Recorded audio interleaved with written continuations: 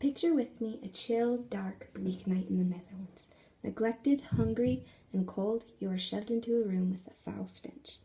There are dirty bunks everywhere, and many sullen eyes peer up at you with a look of forgotten hopes and buried dreams. You soon discover that not only is your bed filthy, but also full of biting fleas. You are in a concentration camp. In the early 1940s, Corrie ten Boom and her sister Betsy found themselves in this precise circumstance. Imagine you are in their shoes. Would you see anything to be grateful for? It would seem impossible, and yet Betsy pointed out a miracle. She discovered that the biting fleas prevented the Nazis from coming into their room. This provided a way for them to read their Bible without getting caught. Now, if Corrie and Betsy could manage to be grateful in a rotten bunk full of fleas, why is it that our society often has difficulty being happy with what we have? It is my goal today to tell you what causes ingratitude, why it is so detrimental, and how we can fix it. Ingratitude is a widely prevalent and often unrecognized problem in our country today. Many people do not realize how vital gratitude is to the welfare of our nation and the happiness of our hearts. It is my belief that ingratitude stems from selfishness.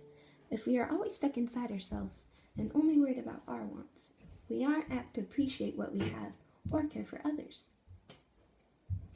Now, if any of you have seen or read Harry Potter, you may be able to recall a certain character named Dudley Dursley.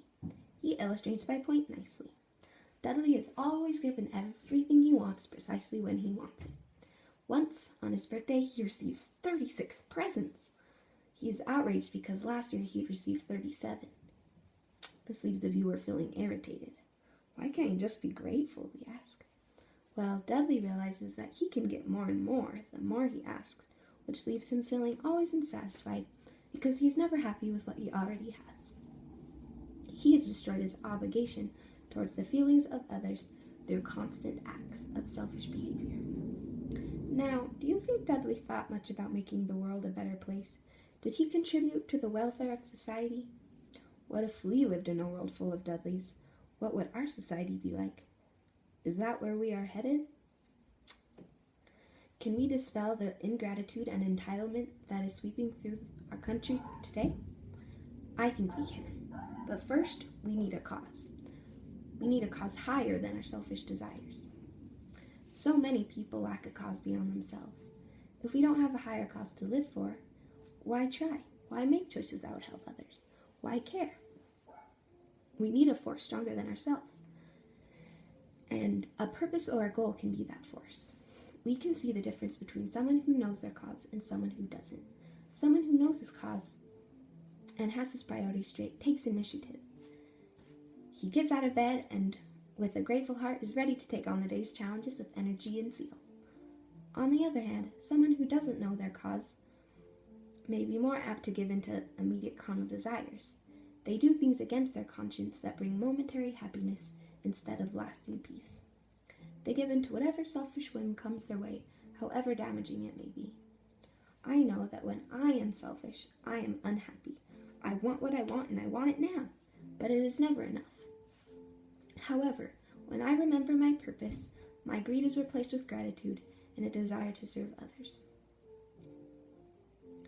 When we forget our purpose or aren't working on finding it, we're kind of like drains. We suck everything up and give nothing away. But when we remember our purpose and fight for the right, we are like fountains. We are ever giving and able to feel grateful because we aren't trapped inside ourselves. Being trapped in that way keeps us from being able to notice and appreciate the beauty in the world around us. I've often wondered, what is the solution to fixing the greed and lack of appreciation that is slowly destroying the happiness and well-being of our country today? Well, I have explained the underlying reasons for ingratitude: selfishness and lack of a higher cause. Now, in order to fix the problem, we must counteract them by living their opposites. We can do that with 2 steps. First, finding our cause, and second, service. We can decide each moment whether to be a drain or a fountain. Will we take away and sulk in discontent, or will we stand up and fight for something higher than ourselves? The first step, finding our cause, comes when we find our talents. As we strive to improve society, we can come to notice and appreciate our strengths and abilities. As we use our gifts to uplift one another, we are living our cause. Doing so will help us come to notice and appreciate those around us that are living their purpose also, because we know what it takes to work towards something. Noticing the good is what gratitude is, and doing so will fill us with a sense of achievement and joy. Thomas S. Monson once said, "Ours is the responsibility to show our gratitude through the actions of our lives." We must solidify gratitude in our own hearts through selfless endeavors. Service frees us from the constricting chains of selfish thoughts and behavior. The second step, service, is the outcome of selflessness. Gratitude is the outcome of service and a manifestation of love. Small and simple acts of love will inspire others, and that love will spread from heart to heart, allowing gratitude to flow and change the world. Love is the most powerful force in the universe.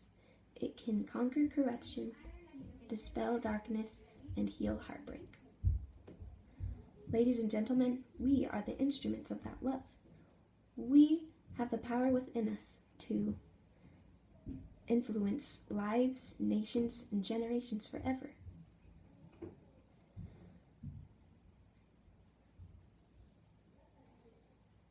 We can do it all with one act of service at a time. Heroes of old, George Washington, Mother Teresa, Martin Luther, Joan of Arc, Thomas Jefferson, Jesus Christ, among countless others, all changed the world one act of service at a time. Now, it's our turn. I'd like to challenge you to think of one thing you can do to show your gratitude and write it down.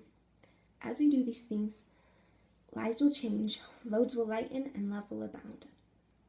When we choose to be grateful, we can overcome selfishness and find our purpose. Service frees us and helps us to be happy in whatever circumstance we find ourselves. We can be the generation that lights up this darkening world with a monumental inspiration of a thankful heart. I'd like to conclude with a poem that I wrote called Ray of Hope. It goes like this. There are those that are so weary, burdened down with life's cruel ways, waiting for a glimpse of something, any hopeful sunshine ray. Why not be that glimpse of sunshine? Why not be a beacon bright? Why not show how much you're grateful by serving those who need the light? Love transforms the yearning soul. It brightens longing eyes. It saves the suffering someone who's been hurting from the lies. Let's change the world for better with thankful, centered minds, transforming lives forever, one service at a time.